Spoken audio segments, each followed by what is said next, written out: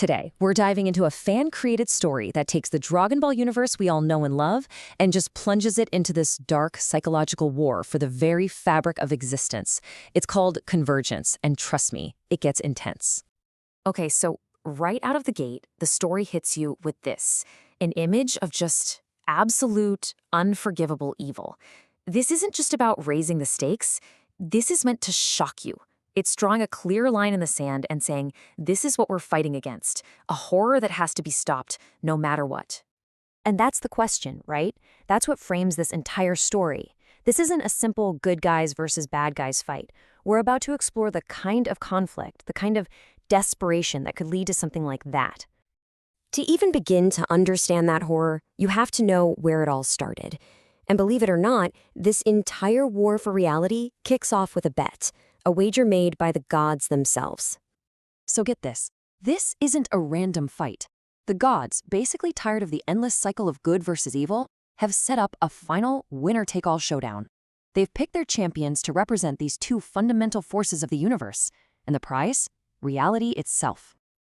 And this is where the stakes just become insane.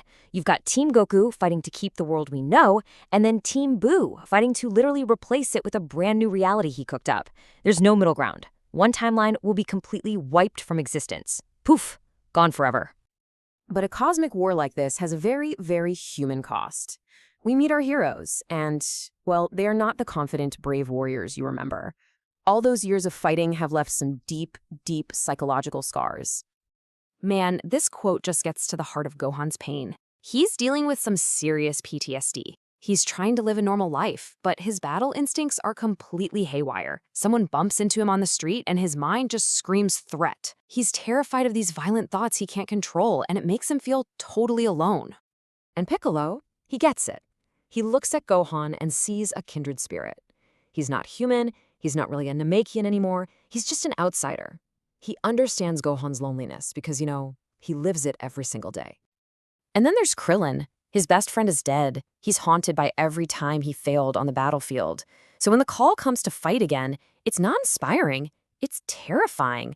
It just triggers this paralyzing fear that he's not strong enough, that he's just gonna fail all over again. All right, so now let's flip over to the alternate reality, the one that Majin Buu created. You might be picturing some chaotic, evil wasteland, right? Nope. It's a universe of perfect, terrifying order. And here's the crazy twist. This timeline is run by Frieza, but he's not the same power-hungry tyrant. See, he's actually experienced hell, and it terrified him so completely that it burned away all his arrogance. Now his only motivation, his only goal, is to create a galaxy so orderly, so controlled, that he can never sin enough to be sent back there. This little table gives you a chilling look at just how twisted this new world is. Goku's not a hero. He's Kakarot, a brutal, sane killer. Frieza isn't a villain. He's the emperor of a so-called peaceful galaxy. And Bulma, her incredible mind is now enslaved, forced to build weapons for this monster. So what happens when our traumatized heroes from our timeline, who are protected by these magic time rings, step into this dark new reality? Well, their very first encounter is going to challenge everything they thought they knew. And this is just a gut punch of a reveal. The brutal warrior they meet, Kakarot, isn't some evil twin. Kami tells them, this is the real Goku. This is who he would have been if he'd never hit his head as a baby. He's meeting his own untamed, violent Saiyan nature. And here is the core dilemma of the whole story. Frieza's empire has its benefits. No sickness, people live twice as long. But the price is steep. Every part of your life is controlled. There's no freedom, no nature, no choice. So it begs the question, is a long, perfectly safe life in a cage better than a messy, chaotic life where you're free? You see, this war isn't just fought across timelines with energy blasts. In this final part, we're going to see how the most brutal battles, they're the ones fought inside the characters' own hearts.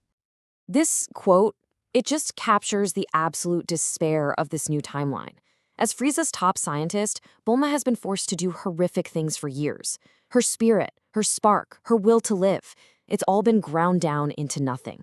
She's not even living anymore, just afraid of the next atrocity she'll be a part of. Even the Prince of all Saiyans is forced to face his past. In Boo's timeline, there's this warrior who has an ability that makes Vegeta feel the pain of every single evil thing he's ever done. He's trapped between his pride as a Saiyan and this agonizing, crushing guilt for all the suffering he's caused. And right here, this huge cosmic war becomes painfully personal. Krillin gets a single time ring, one chance to save one person. Goku's orders are to save Bulma. She's strategically important. But standing right in front of him is Marin, the woman he's fallen for. He has to choose his duty to the mission or the woman he loves. And that's where the story really leaves you thinking. When the prize is literally existence, victory has an unimaginable cost. So what's the final price? Is it your friends, your morals, your freedom, or is it your very soul? What's the one thing you'd refuse to sacrifice to win?